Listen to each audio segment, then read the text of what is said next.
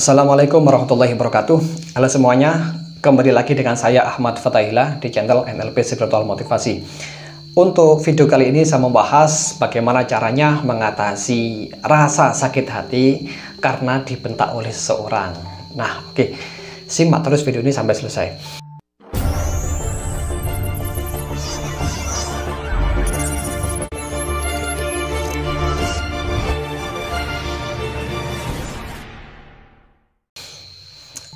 Begini teman-teman semua, sesungguhnya ada suatu cara praktis ya untuk menerapi diri sendiri dengan cara yang simpel, mudah, dan sangat cepat untuk mengatasi sakit hati atau mengatasi rasa kecewa, rasa nggak nyaman dalam hati kita ya. Nah, sebetulnya terapi ini saya ambilkan dari NLP. Oleh sebab itu teman-teman yang belum tahu apa itu NLP bisa langsung membuka link ini ya, dipelajari dengan baik, nanti akan paham tentang NLP. Nah, dan di dalam NLP ada beberapa teknik untuk menerapi diri sendiri, terutama menerapi rasa sakit hati, rasa jengkel, atau mungkin perasaan gak nyaman lainnya yang dulu pernah kita alami. Misalkan teman-teman pernah dibentak oleh orang tua, atau dibentak oleh atasan, atau dibentak oleh guru, atau siapapun yang membentak dan membuat teman-teman merasa sakit hati, kecewa, marah, dan lain sebagainya. Begitu. Contoh begini, teman-teman pernah dibilangin oleh bosnya, kamu ini karyawan gak becus, goblok misalkan. Nah, bentakan tersebut itu biasanya membuat hati kita merasa jengkel, merasa nggak suka dengan bos tersebut, merasa marah dan lain sebagainya, sakit hati lah ya pokoknya ya. Nah, sebetulnya ada cara praktis yang kita bisa memanipulasi pikiran kita sendiri sehingga perasaan emosi negatif tadi atau perasaan jengkel, sakit hati itu bisa netral kembali ya. Saya jamin bisa netral kembali asalkan nanti prakteknya teman-teman betul-betul mau melakukannya dengan baik. Nah, secara NLP kita itu tidak bisa merubah kejadiannya. Kenapa? Karena sudah berlalu. Kita nggak mungkin kembali ke masa lalu kemudian memperbaiki suasana, nggak mungkin itu. Nah,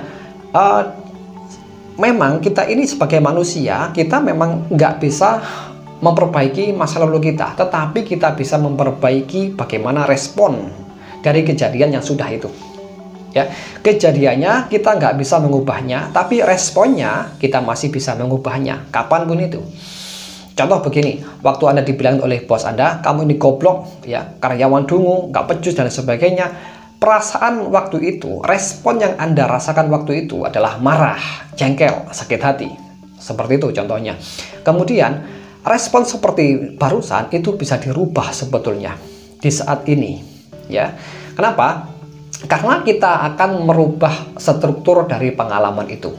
Kita tidak bisa mengubah pengalamannya karena sudah terjadi. Tetapi kita bisa mengubah struktur dari pengalaman itu supaya mendapatkan makna yang berbeda dan respon emosi yang berbeda pula.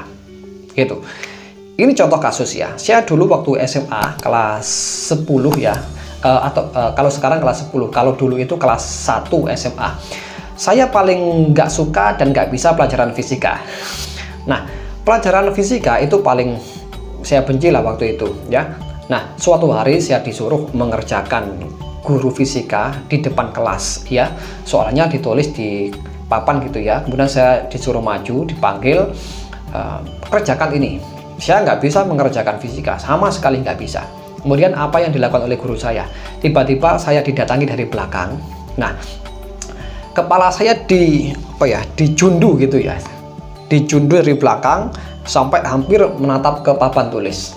Nah, sambil guru saya mengatakan sesuatu yang tidak nyaman bagi saya, sesuatu yang membuat saya itu jengkel gitu, dan sontak teman-teman langsung tertawa, menertawakan diri saya. Jadi respon saya waktu itu ada perasaan jengkel sekaligus malu. Nah, bagaimana cara terapinya? Kalau pengalaman ini masih saya ingat, pasti saya masih merasa jengkel, masih merasa malu, meskipun kejadiannya sudah berlalu, sudah di masa lalu ya. Tetapi kalau diingat pasti akan muncul perasaan jengkelnya lagi, perasaan malunya pasti akan muncul. Nah, bagaimana cara terapinya supaya hal itu tidak kembali lagi? Terapinya cukup simpel. Yang saya lakukan adalah saya mengubah suara yang saya lakukan. ingatan saya tentang suara-suara yang muncul, misal teman-teman yang mentertawakan saya, itu saya rubah suaranya menjadi suara Donald Bebek atau suaranya Upin Ipin atau suara ombak dan sebagainya gitu. Pokoknya merubah struktur pengalaman itu.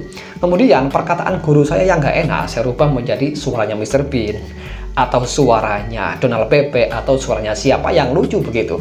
Kemudian saya perlambat, kamu ini goblok misalkan gitu ya. Saya waktu itu dibilangin kamu itu goblok ya, saya ingat saya. Nah itu kan menjengkelkan.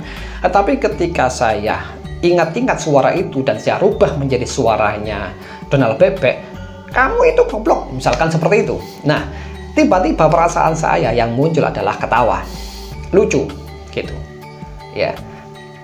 Dan saya rubah lagi suaranya menjadi melambat ya. Tidak saya rubah menjadi suara orang lain atau suara yang lebih lucu, tetapi kecepatan suara itu saya perlambat. Kamu ini goblok misalkan. Terus saya percepat, kamu ini goblok. Nah seperti itu. Nah dengan cara mengedit-edit seperti itu, nanti pengalamannya akan berbeda. Meskipun kejadiannya kita nggak bisa memungkiri itu sudah berlalu ya, dan kita nggak bisa mengubahnya, tetapi ingatan di dalam kepala kita ini masih bisa dirubah gitu, dan responnya akan berubah pula. Sehingga kalau respon kita berubah, maka sikap kita akan berubah juga begitu. Nah di saat demikian, maka perasaan yang muncul tidak lagi jengkel, tidak lagi malu, tapi netral, biasa begitu. Dan ini saya lakukan paling lama ya 5 menit selesai terapinya. Nah hal ini juga bisa Anda praktekkan. Misalkan pernah dibilangin oleh bos Anda, kamu ini karyawan dungu, goblok misalkan seperti itu. Tentunya hal itu membuat Anda sakit hati ya kan. Nah ketika Anda mengingatnya kembali ya, supaya tidak terjadi respon yang negatif, maka ingat suara bos Anda itu semakin melambat. Kamu ini goblok misalkan ya, seperti itu. Nah atau Anda percepat, kamu ini goblok misalkan seperti itu ya. Atau Anda rubah menjadi suaranya Donald Bebek atau suaranya Mickey Mouse atau suaranya Mr. Bean, suaranya siapalah yang lucu menurut Anda. Nah ini di dalam NLP disebut remap submodalitas atau editing submodalitas, seperti itu. Nah maksudnya apa remap submodalitas itu? Kita itu mengubah-ubah pengalaman kita sendiri, mengubah kualitas suaranya, mengubah kualitas gambarnya ya. Kalau misalkan suaranya kencang, dirubah menjadi pelan atau diperlambat atau sekaligus dipercepat begitu. Mirip seperti kita sedang memutar sebuah film di CD ya. Kita bisa mempercepatnya, kita bisa memperlambatnya, kemudian warnanya bisa diburamkan, bisa dibuat hitam putih, warnanya bisa dibuat lebih redup dan lain sebagainya, atau gambarnya bisa dikecilkan, seperti itu. Sama di dalam otak kita, semua film-film pengalaman di dalam otak kita ini bisa kita edit, kita bisa intervensinya sehingga respon dari pengalaman tersebut akan berubah. Emosi yang kita munculkan ketika mengingat pengalaman itu pasti akan berubah di saat itu juga gitu. Nah terapi ini bisa Anda lakukan ya kapan saja ya, tidak harus malam hari, tidak ya, tapi di waktu kerja juga bisa, di waktu pagi hari juga bisa, kapanpun. Anda cukup ambil nafas sebentar, relax gitu ya, nggak usah terlalu dalam relaksasinya, nggak usah, tapi cukup hening saja sebentar. Anda ingat-ingat peristiwanya masa lalu, gambarnya seperti apa, bergerak atau diam, kemudian suaranya kenceng atau lirih. Nah itulah yang Anda rubah-rubah ya. Anda edit-edit seperti Anda mengedit sebuah film di televisi begitu, atau seperti Anda mengedit-edit film di aplikasi membuat video itu. Nah persis seperti itu ya. Contoh kasus seperti ini, Anda pernah didatangi oleh preman, kemudian Anda diancam ya, Anda ketakutan. Anda ingat kembali gambarnya seperti apa, Anda lihat gambarnya itu bergerak atau diam. Kalau bergerak, Anda buat diam, freeze ya, diam, tidak bergerak sama sekali. Kemudian wajah dari premannya Anda bayangkan menjadi wajah lucu, misalkan wajahnya SpongeBob atau wajahnya Patrick, sekaligus suara yang dikeluarkan juga suaranya Patrick ya, atau suaranya SpongeBob, kan lucu ya. Nah respon yang Anda dapatkan, saya yakin pasti akan berubah saat itu juga. Nah, ketika terapi ini Anda lakukan ya dengan penuh intensitas, maka tidak perlu waktu lama, cukup 5 menit saja perasaan Anda akan netral kembali. Mungkin yang awalnya takut menjadi netral, yang awalnya sakit hati menjadi netral, yang awalnya sedih akan menjadi netral kembali, begitu. Bahkan dalam banyak kasus tidak hanya netral, tetapi muncul respon lain, yaitu lucu. Kenapa? Karena gambarnya diedit menjadi gambar-gambar yang lucu, suaranya lucu, ya, wajah pelakunya lucu, kemudian pokoknya dibuat menjadi hal-hal yang lucu banget dalam kehidupan, sehingga respon yang muncul itu akan lucu juga. Marahnya hilang, kecewa hilang, ya, yang ada lucu atau netral, seperti itu. Oke, gitu aja ya. Kalau mungkin teman-teman belum paham, bisa langsung tanya di kolom komentar gitu ya. Pokoknya terapinya seperti itu. Anda ingat saja gambarnya seperti apa. Kalau bergerak Anda buat diam, kalau berwarna Anda buat hitam putih, kalau suaranya kenceng Anda pelankan, kalau suaranya cepat Anda pelankan juga ya, melambat menjadi slow motion, begitu.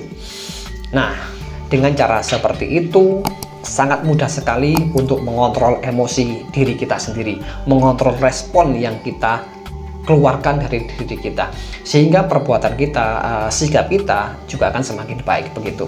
Inilah yang disebut dengan reprogramming pikiran bawah sadar. Nah, ini salah satu caranya. Oke teman-teman, itu saja, semoga bermanfaat. Saya akhiri, wassalamualaikum warahmatullahi wabarakatuh, dan sampai ketemu di video selanjutnya. Salam.